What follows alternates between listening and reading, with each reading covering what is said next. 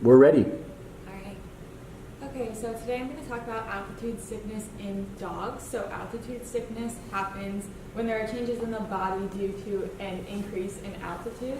And I think it's kind of something that we think about more with people, but it's also something you should be aware about in dogs too, because it can happen to them. So when should you be concerned? It's just something to be aware about, like I said. If you're taking a road trip with your dog and you happen to be driving through the mountains, if you go hiking or camping in the mountains with your dog, it's just important to know what the symptoms are, know that it can occur in your dog, know what's happening to the dog, and know what you can do about it. So that's what I'm going to teach you about today. So some of the first symptoms include drooling, excessive panting, increased pulse, lack of energy. Dogs do typically get pretty dehydrated due to altitude sickness. And then some more severe symptoms that you might see are bleeding from the nose, pale gums, vomiting, and lack of coordination. So especially if you see those last few severe symptoms, it's really important to take action and make sure you can get your dog back to normal and healthy again. So what's really happening in your dog's body when they're experiencing altitude sickness? So when you go up in altitude, when you go up in the mountains or whatever, the partial pressure of oxygen decreases. So the composition of the oxygen at these of air at high altitudes is still the same. So there's still 21% oxygen when you're up in the mountains, just like there's 21% oxygen at sea level. It's just that there's less pressure, so the molecules are more spread out. So when your dog takes a big breath in, he or she is not going to get as many oxygen molecules as they normally do. And so that leads to hypoxia. Hypoxia is when the tissues in the body aren't receiving enough oxygen. So obviously if the dog isn't breathing in the normal amount of oxygen, then there's not going to be a normal amount of oxygen in the blood that delivers to the tissues, and that leads to hypoxia. So then how is your dog's body going to respond to this hypoxia? There are a few things that will happen. So the first I'm going to focus on is the peripheral chemoreceptor.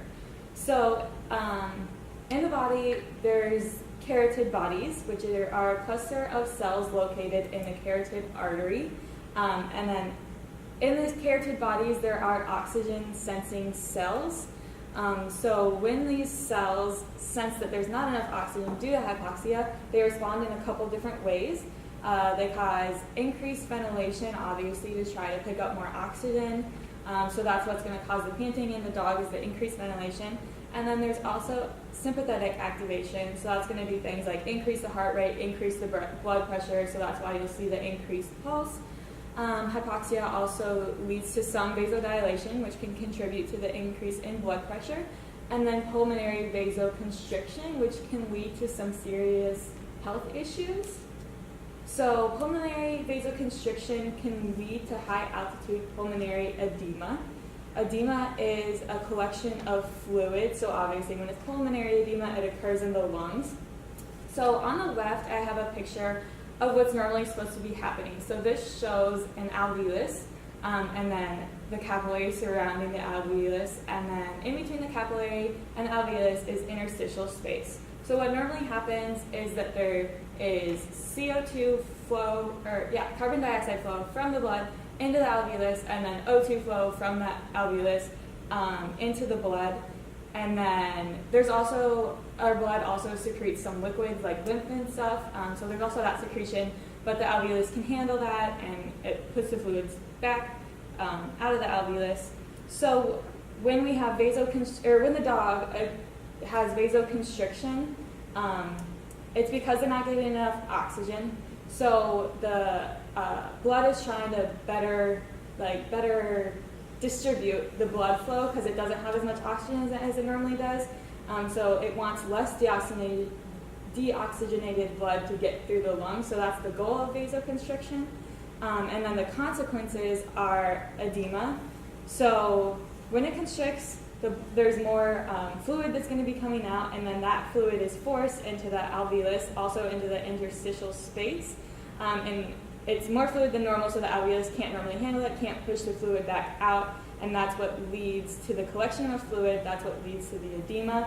So obviously this is a pretty serious health issue.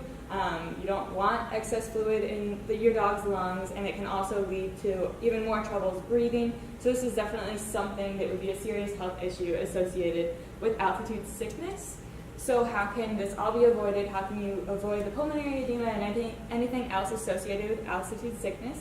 It's really important to ascend slowly, especially when you're with your dog. Both you and your dog's body need time to adjust to the difference in altitude and the difference in oxygen that you're experiencing. Like I said before, dogs can get pretty dehydrated, so make sure they always have plenty of water. And if you do notice some of these symptoms, it's really important to take them to a lower altitude. If it's pretty severe, they can be taken to the vet where they can administer procedures or medications. And then if you carry around an oxygen mask with you, if there's ever an emergency where you're seeing some of these severe symptoms and you maybe can't get to a lower altitude, you can use the oxygen mask on your dog, and that should help them out if you can't get them to the vet. And these are my sources. Okay. And